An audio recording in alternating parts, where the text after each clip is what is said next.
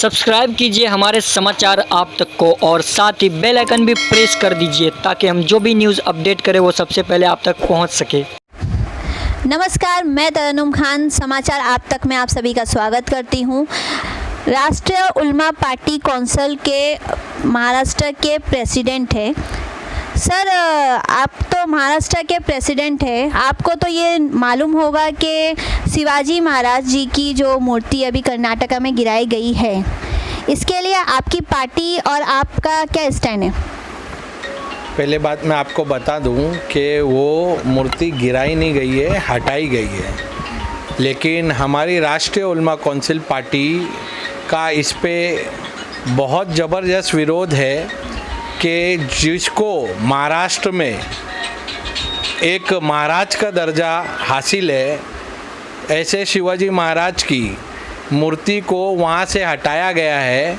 ये एक दुर्भाग्यपूर्ण बात है कि जो बीजेपी महाराष्ट्र में तो शिवाजी के नाम पर राजनीति करती है और कर्नाटक में वही बीजेपी की सरकार उनकी मूर्ति हटाने पर खामोश बैठी हुई है और वही सरकार उनकी मूर्ति हटाती है। इस पर थोड़ा अचंभित हूँ मैं कि बीजेपी और हमारे देवेंद्र फडणवीस जी इस पे चुप क्यों हैं। मोदी जी की सरकार ने एक डिमांड किया है कि उनको भारत रत्न देना चाहिए, इस पे आपकी पार्टी का क्या स्टैंड है? देखिए, अन्ना भाऊ साठे के लिए तो हम भी चाहते हैं कि उन्हें भारत रत्न मिलना चाहिए, क्योंकि उन्होंने अपने महाराष्ट्र के लिए बहुत कुछ किया है। वो साहित्यकार थे और एक सामाजिक सेवा, आज एक समाज सेवक थे। तो मैं चाहता हूं कि उन्हें भारत रत्न मिलना चाहिए। ये हमारी राष्ट्रीय उलमा काउंसिल पार्टी की भी तरफ से मांग है और मैं तो चाहता हूं कि श्री हमारे सीएम उद्धव ठाकरे जी भी यहाँ से एक लेटर केंद्र सरकार को भेजे कि अन्ना भाऊ साठे को भारत रत्न देना चाहिए। ब्लॉक 3 में दुकानें और कहा जाएगा जिम खुली है, आपकी पार्टी का क्या ख्याल है, धार्मिक स्थान खुलना चाहिए? देखिए, मैंने हमारी महाराष्ट्र की उद्धव सरकार से ये अपील की है, महाविकास आघाड़ी सरकार से, कि जिम खोले जा रहे हैं, मॉल खुल रहे हैं, शॉप खुल रही है। अनलॉक 3 में बहुत सी सहूलतें महाराष्ट्र सरकार ने दी है। मैं महाराष्ट्र सरकार से आपके चैनल के माध्यम से अपील करना चाहता हूँ कि मस्जिदों को और इबादत गाहों को खोला जाए ताकि लोग नमाज से जो 4-5 महीने से वंचित है वो नमाज़ पढ़ें, दुआ करें। मैं यही आपके चैनल के माध्यम से अपील करना चाहता हूँ कि जल्द से जल्द कुछ शर्तों पर मस्जिदों को और इबादत गाहों को खोलना चाहिए। आसिफ सर, बकरा ईद के टाइम पे काफ़ी चर्चा में था ये मैटर, काफ़ी बकरे मारे गए भूख के मारे, कभी वहाँ बॉर्डर पे जो रोका गया था उसकी वजह से सब पशु पालनों का काफ़ी नुकसान हुआ है।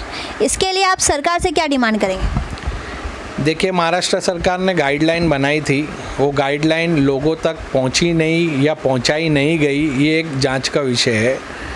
महाराष्ट्र सरकार को जिन लोगों ने बैठ के वो गाइडलाइन बनाई थी, थोड़ा मैं उनसे नाराज़ हूँ कि ऑनलाइन बकरा परचेस नहीं किया जा सकता है। ऑनलाइन बकरा परचेस करने की एक अलग बात है। देखिए, कुर्बानी का बकरा ख़रीदना, उसमें एक शरीयत के अपने कवानीन है कि बकरा बगैर नुक्स वाला होना चाहिए, बीमार नहीं होना चाहिए और उसमें और तरीके की बातें हैं। ये शरीयत की बातों को समझने के बाद ही इस तरीके के कानून को बनाना चाहिए था।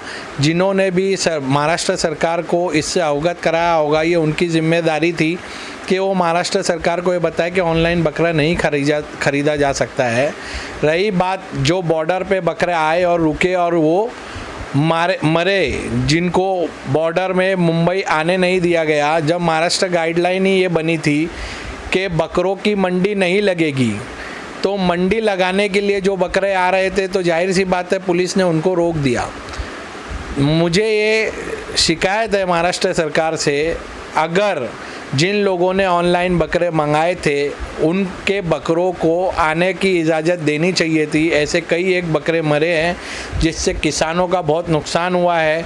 जो व्यापारी है, जो खटिक समाज, मैं खुद एक कुरैशी हूँ और कुरैशी समाज का बकरों में लाने में, काटने में, ये सारी चीज़ों में एक बहुत अहम रोल है। तो जो हमारे समाज का नुकसान हुआ है उसका जिम्मेदार कौन है। महाराष्ट्र सरकार से मैं अपील करता हूँ, जो नुकसान हुआ है कई करोड़ों में हुआ है, उस नुकसान की भरपाई उनको, उन किसानों को, उन व्यापारियों को मिलनी चाहिए। मैं आपके चैनल के माध्यम से ये मांग करता हूँ। बिल्कुल, हम ज़रूर इसके लिए लेटर भी लिखेंगे सीएम साहब को, और हमें पता है कि हमारा सीएम साहब दयालु है।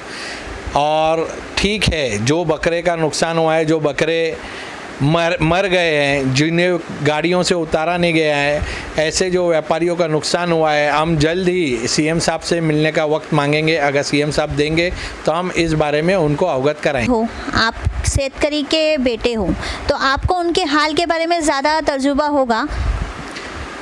ये सही कहा आपने तरन्नुम जी, मैं किसान का लड़का हूँ और शेतकरी की जो दुविधा है मुझसे ज़्यादा और कोई नहीं समझ सकता। आज किसान सब तरीके से कर्ज़े में है और सब तरीके से नुकसान में है। कभी लॉकडाउन का फटका बैठता है, कभी बाढ़ का फटका बैठता है, कभी टिड्डियों का फटका बैठता है। इस तरीके से किसान हर टाइम कहीं ना कहीं अपनी फसल को अपने आँखों के सामने बर्बाद होता हुआ देख रहा है। मैं महाराष्ट्र सरकार से अपील करना चाहता हूँ, जो योजनाएं किसानों के हित में उन्होंने जारी की हैं और जो कर्जे की उन्होंने घोषणा की है, कर्जा माफ़ी की, जल्द से जल्द किसानों के कर्जे माफ़ होने चाहिए, नए कर्ज़ों में आसानी होनी चाहिए। और जो कंपनी नकली बीज दे रही है ऐसे किसानों को और उनको आत्महत्या करने पर मजबूर कर रही है, ऐसी कंपनियों के खिलाफ सख्त से सख्त कार्रवाई होनी चाहिए। उनकी कंपनियों को ताला लगना चाहिए और उनकी कंपनियों की सारी प्रॉपर्टी सरकार अपने ताबे में लेकर किसानों के ऊपर खर्च करने की योजना में लगानी चाहिए। आसिफ सर, केंद्र सरकार की फॉरेन पॉलिसी के बारे में आपकी पार्टी का क्या स्टैंड है इसके ऊपर? देखिए, केंद्र सरकार की फॉरेन पॉलिसी मेरे नज़रिए से पूरी तरीके से फेल है। जो हमारे पड़ोसी मुल्क हुआ करते थे, जो हमारे दोस्त हुआ करते थे, आज सारे ही हमें आँख दिखा रहे हैं। पाकिस्तान अपने नए नक्शा जारी करता है, उसमें कुछ हिस्सा अपना भारत का हिस्सा अपनी तरफ दिखाता है। वैसे ही नेपाल कुछ हिस्सा हम भारत का हिस्से को, भारत की ज़मीन को अपने नक्शे में दिखा रहा है। चाइना हमारी सरहद पार करके आ रहा है। ईरान ने हमें प्रोजेक्ट से निकाल दिया है। मैं केंद्र की सरकार से ये अपील करना चाहता हूँ कि सरकार जो भी है बात सच्चाई से देश की जनता के साथ रखे। देश की जनता, राष्ट्रीय उलमा काउंसिल पार्टी इस मुद्दे पर आपके साथ खड़ी है। जब भी ज़रूरत पड़ेगी इन देशों को सबक सिखाने की ज़रूरत है, जो भारत देश के सामने आँख दिखा रहे हैं, चाहे वो पाकिस्तान हो, चाहे नेपाल हो, चाहे चाइना हो। इन्हें इनकी औकात दिखाना और इन्हें सबक सिखाना बहुत ज़रूरी हो गया है।